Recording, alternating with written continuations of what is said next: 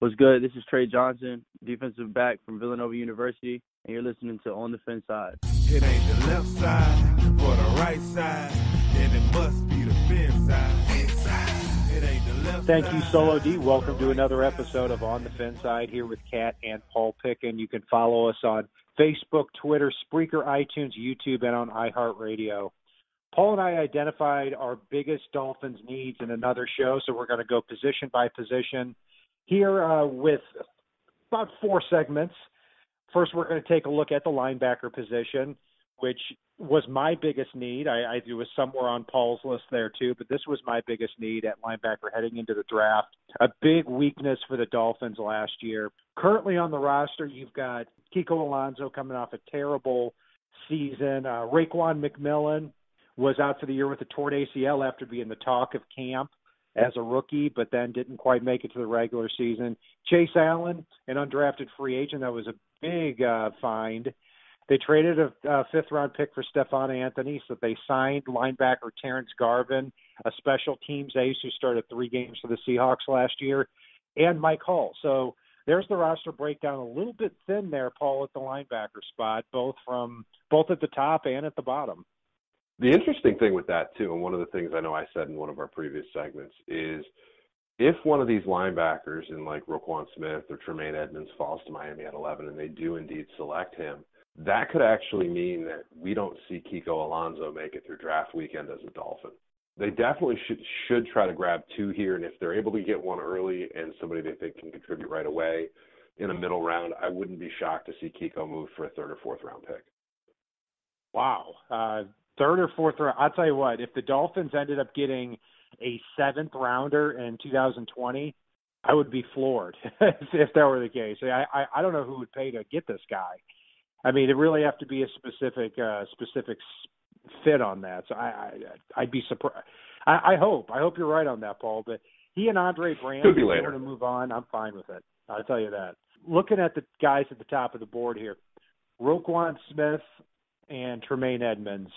Paul, are you feeling one way or another about these 2 prospects if the Dolphins are indeed going linebacker at this spot? It's kind of funny to me. They're both projected to be inside linebackers, but they could either one of them kick to the outside. I think if we do see one of them end up in Miami, particularly Tremaine-Edmunds, that could see Roquan-McMillan kick to the outside, which I'm completely fine with. I think Rake's a very versatile linebacker. So I've kind of been leaning Tremaine-Edmunds lately. I also think he's the one more likely to still be on the board at 11. I think there's a very good chance Roquan-Smith doesn't last through the top 10 picks. Yeah, Edmunds has the high upside, but also a little bit more downside. So he's a player I could see going as high as 6 to Indianapolis or dropping all the way into the mid-teens. It's interesting. Roquan is more the finished, polished product, but not quite the athlete that he is. But Roquan-Smith in the entire draft is number 1 on my Dolphins board. And not necessarily because I think he's the best player, but because he's the best fit. I mean, if you can add Roquan-Smith, you know what you're getting. You add immediate speed to the middle of the defense. And I think he can have that same type of impact that a Thomas Davis had for the Panthers when they drafted him in the 1st round, or Ryan Shazier for the Steelers before he got hurt. So Roquan's the guy I'm really looking at here. Tremaine-Edmunds, I'd be perfectly happy with too.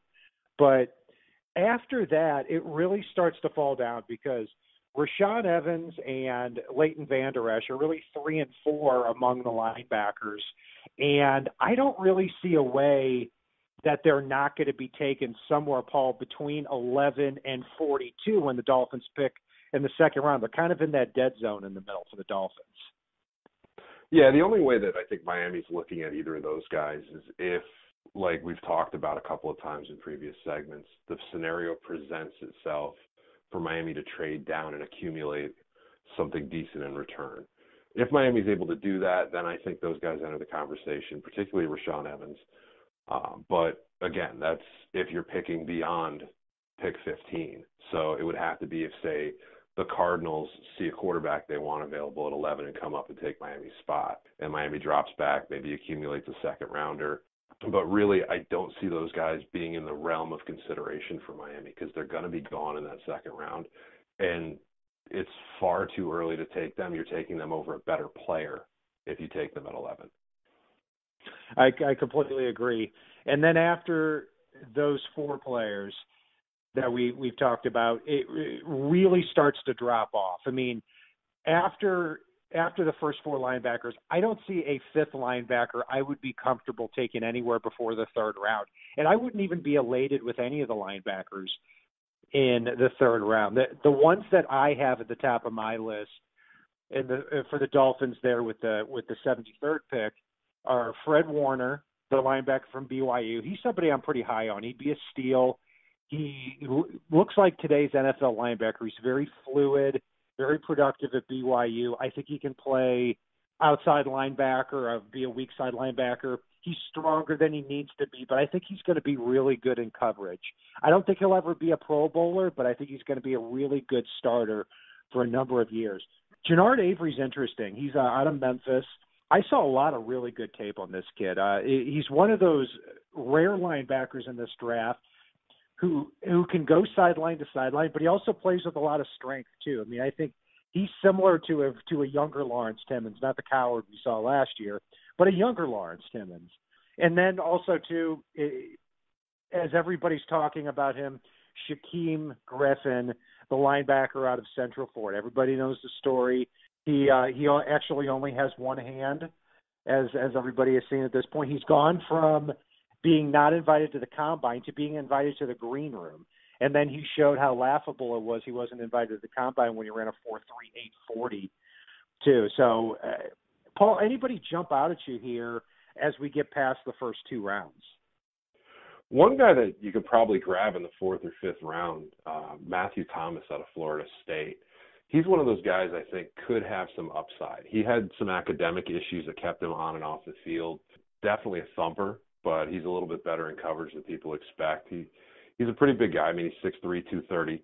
So, I mean, he's got the size. He's definitely an outside guy, which, to be honest with you, for me, if you're grabbing a linebacker late, they have to either be an absolute steal to play in the middle of your defense, or I kind of want them on the outside because I think that it's a lot easier to mask development with an outside linebacker at times than it is with a middle linebacker who is really being expected to go sideline to sideline. Yeah, there are a lot of guys that are interesting too, and a few other guys that stick out for me. Oren Burks from Vanderbilt is one, and Joel, you're going to have to be patient with the name, Ayi Bunawe. I did my best, out of Western Kentucky. Two players that also are kind of in that 4.55, 40 range, but productive players in college too.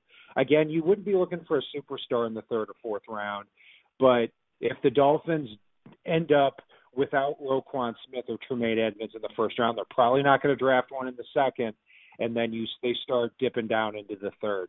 I'm not a huge fan of two players that could be of interest, and that's Malik Jefferson out of Texas and Jerome Baker out of Ohio State. Baker was obviously Raekwon McMillan's teammate at Ohio State, but I think he's good in coverage. I could see him carving out a decent niche in the NFL, maybe kind of a different version of Jelani Jenkins. But, I'm not quite sure. I think he's built pretty tall, pretty thin. I'm not sure if he's going to be able to handle the down-to-down linebacker role. And at that point, I'm not taking him in the third round. I'd rather look at him in the fourth or the sixth round, but I don't think he's going to be there in the fourth or the sixth. And Malik Jefferson out of Texas, I really wanted to like this guy this year. He was a projected top 10 or 15 pick this year. Didn't put it all together at Texas. You know, if I'm remembering correctly, I don't think he had a sack, forced fumble, or interception. I mean, not a lot on the stat sheet, and it was really his year to shine. So, Paul, how do you hope the Dolphins handle this linebacker spot in the draft? I know it depends on a lot of factors, but how do you want to see this playing out? For me, I think if you're going to grab a linebacker, you've got to be looking at the first round. You want somebody to come in and be an impact player right away, somebody that you can potentially replace Kiko Alonso with, pick up a later round pick that you may be able to use for a developmental prospect like a Tegray Scales or one of the other guys that we've mentioned thus far. But really, for me, based on the other needs with this team, the fact that they need a safety, the fact that there's really one tight end who most casual fans kind of know the name of at this point.